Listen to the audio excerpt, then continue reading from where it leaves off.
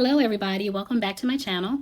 In this video, we will be walking through the brand new techy minimal digital planner that has been added to my shop, joyfullypaperless.com. So I was supposed to have released this planner like a week and a half ago. However, I got really sick, so everything got delayed. So my apologies. And I am sorry if I sound very nasally in this video. I am still recovering. However, I am well enough to walk through this video. So there are quite a few new features in this planner. For starters, it does have light mode and dark mode. So I will show you how that all works with this planner. And secondly, I have gone ahead and added the Apple Calendar, Apple Reminders, and Google Calendar integrations in this planner. Now, let me be very clear. When people talk about Apple Calendar and Google Calendar integrations, they are not talking about syncing your events or any type of appointments that you add to your digital planner to Apple or to Google. That is impossible. That is still something that is not possible. Remember, your digital planner is just like a paper planner in digital form. So it's just a paper planner in your iPad or Android tablet, Samsung Note, and you get to have all of the creative flexibility, just like you would with a paper planner, where you can mindfully plan, highlight, write everything out with your handwriting, add stickers. That's what this is for. So it does not sync up automatically with Google or Apple Calendar or Outlook or any of those things. So when people talk about integrating Apple Calendar and Google Calendar, they are talking about adding special links to the digital planner that will automatically open up these applications, making it easier for you to add items to those apps if you need. And at first, this is something that I was like, I'm not going to do, because people who use Apple or Google Calendar, they use those things. They don't use digital planners. However, I do see how it can be very helpful for your digital planner to allow you to easily access these apps whenever there is something you do need to add. Maybe you're sharing an event with a family member. Maybe you do need an actual reminder to pop up so you don't forget something. So I see how it can be helpful. So I did decide to go ahead and add those features to this planner in a way that I feel like really works for my planners. And we will go through that, okay? But first, we're just going to walk through the structure of these planners. So when you first download your planner, you are here. You're at this first cover page. So it opens up in dark mode. So you see all of these links over here.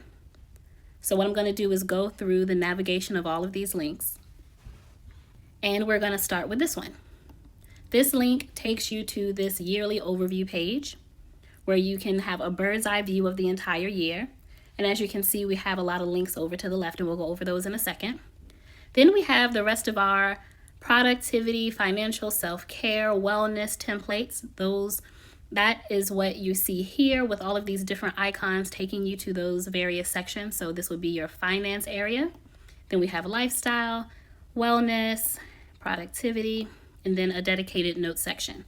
And then below that area, you have all of your months. So you click on any of these links and it will take you to the monthly planning pages. So one thing I want to point out about this menu over here to the right, anytime you have selected on one of these links, you see that the tab will highlight where you are in the planner so that you always are organized and know exactly which section you're viewing in. Okay, you see the tabs there.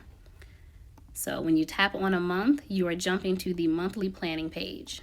All right, so let's talk about these sections here. So when you come to one of these sections with the various templates, it'll open up to a cover page. So for example, this is the finance area.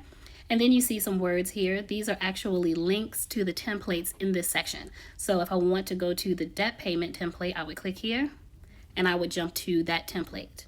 If I want to get back to the cover page, I can just click here and I'm back to the cover page.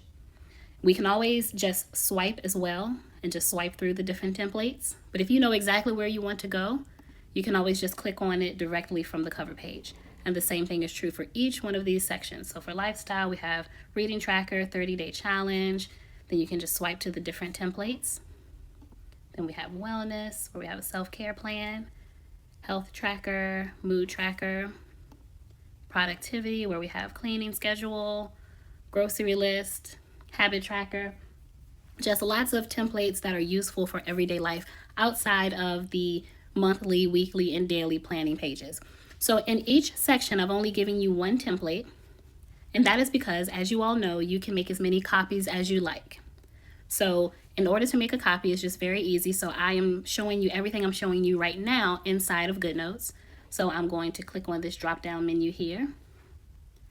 And to make a copy of a page, you just would come to this little icon here that looks like a piece of paper with a plus sign in it, and you click on it. And you see this is so you can add a page. That icon represents the add page icon. And you can decide to add a page after the page you're looking at, before, or make it the last page for whatever reason. And anytime you want to copy the exact page you're on, you go ahead and just click here on current template. So current template, if I were to click here, that means I'm going to be making a copy of this page here. I know right here this looks like the cover page. I'm not making a copy of the cover. When you click here, you are making a copy of whatever page you are on in the planner. So I'm just going to click here, and there you see it. We made 2 project planners. And whenever you make a copy, the links still work on that copy. So I'm just going to click here to get back to this yearly overview so that you can see that the links did still work on that copy. All right, so now we are back here to this yearly overview page. So once again, we have all of these little monthly calendars here because we have a bird's eye view of the year, which is always helpful, but these are also links. If I click here, this will take me to the monthly planning page for July. Okay, going to come back. This would take me to February. So those are also links that will take you to the monthly planning pages. Now over here, we have some links. So here is our special feature that will allow us to go back and forth from light mode to dark mode. So if I click here, it'll take me to the light mode planner. Click here again, dark mode. It's just that simple. So this is the only page, this yearly overview page. This is the only page where you will find this link to switch from light mode to dark mode. But it's really easy. Whenever you want to switch, you just come here and just switch, and you can navigate through the planner the exact same way, whether or not you're in light mode or dark mode. Now, when you come here and select a mode, when you start clicking on links, from here on out, from this page, wherever you click, going forward, you will be within that mode. So right now I'm in light mode. I'm just going to click on a bunch of links. And as you can see, I am in light mode because I started with light mode. I started with light mode, so every link I click on from here on out will still be there. Now, if I come back to this yearly overview page and switch back to dark mode, then every single thing I click on will be in the dark mode side of the planner. Got it? So this is where you can come to choose your mode for the day. Or maybe you want to keep the same mode forever. Let's say you come into the planner and you immediately switch to light mode, and this is where you want to stay. Whenever you come back to this yearly overview page and you swipe to the right, you notice there's a completely different cover page for light mode. You can just start and stay in light mode forever. You even have a separate cover page to come to. Alrighty, I like the dark mode. So now let's go over the rest of these links over here. So the next link we see here will take us to the year in review page. So you can review 2025 at the end to reflect on how the year went. Gonna come back here. This next link takes you to a key dates page where you can list out all of the important key dates for the year. Then this next link here takes you to a dedicated to-do list page. So just a quick to-do list so you can keep track of lots of tasks. And then lastly, this link takes you to a monthly reflection page. So it starts in January and then you'll just swipe to get to the rest of the months. All right. We went over these links and we know that we can click here. For example, if I were to tap here, this would take me to the month of April, or this would take me to the month of April. But how do we get to the weekly and daily planning pages? Well, in order to get to those, you would start in a month. So let's just say March, for example. If I wanted to get to the weekly planning pages, I click on these links here. These are links that will take you to the weekly planning pages.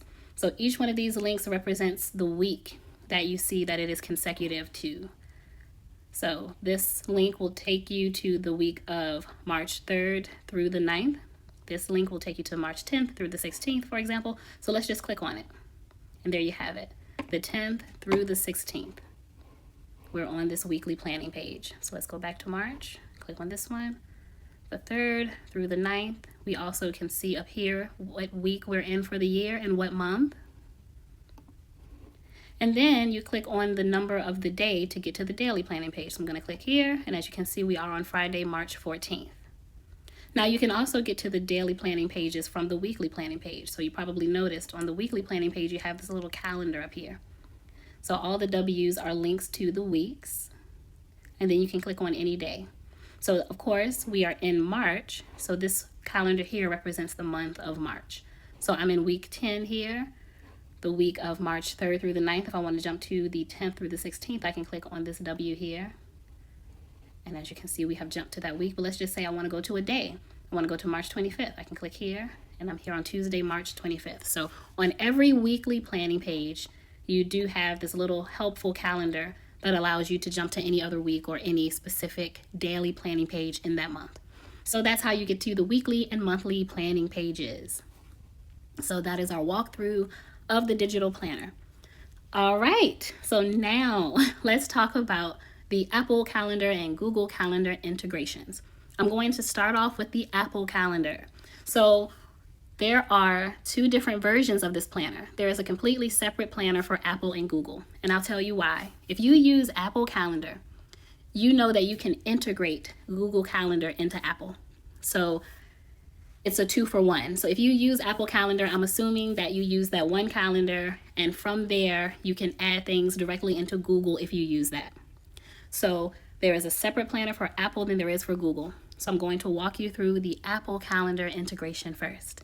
So from this very first page, I'm going to swipe to the right.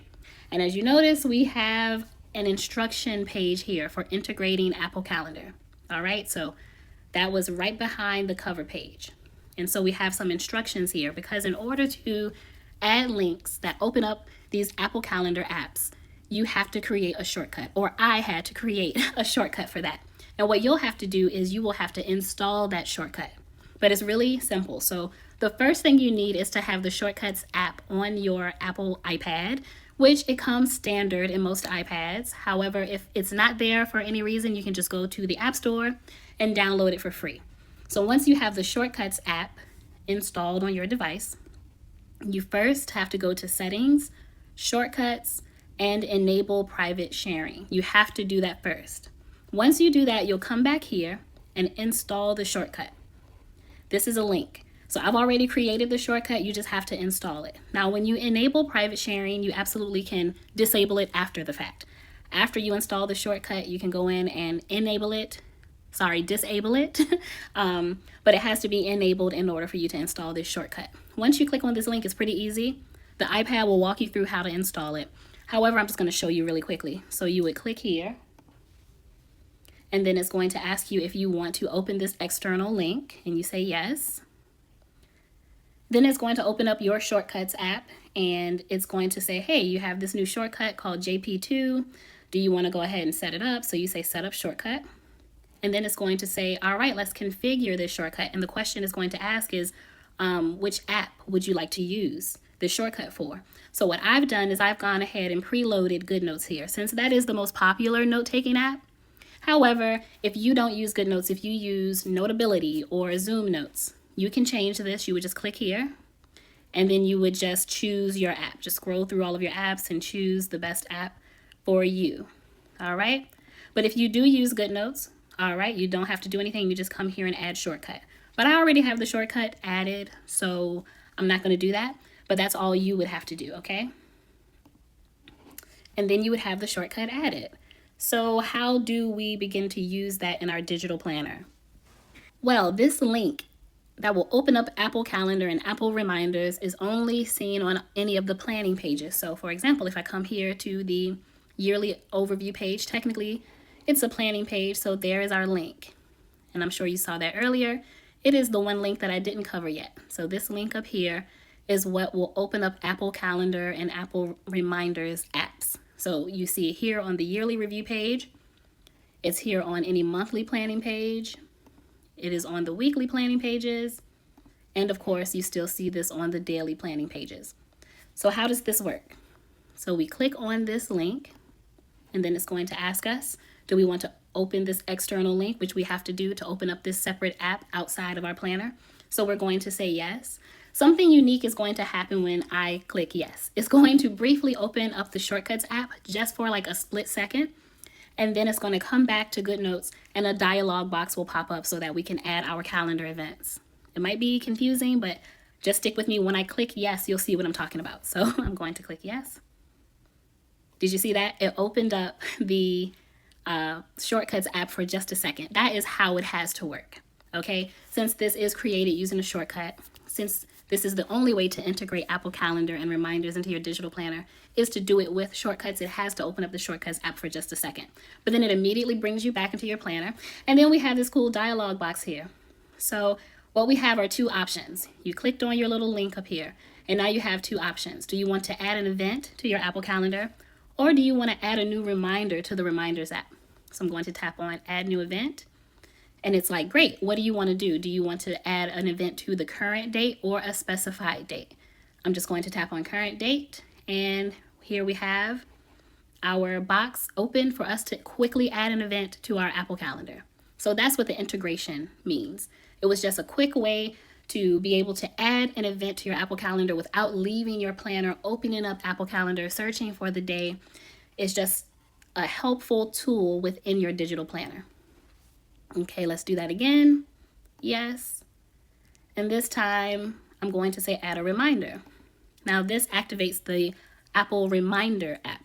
So I'm going to add a reminder here. Let's see, recover, because I need to recover from this cold. And then I'm going to tap on done. It's going to ask what list do I want to add this reminder to. If you use the Reminders app, you may have created different lists. I didn't. So I'm just going to add it to Reminders. Then you can choose a day and a time and click done. And then you have the option to add notes to your reminder. So I'm just going to cancel. So that's how you walk through the option to add a reminder. I'm going to tap on it once again. Yes. And this time I'm going to add an event and say specified date.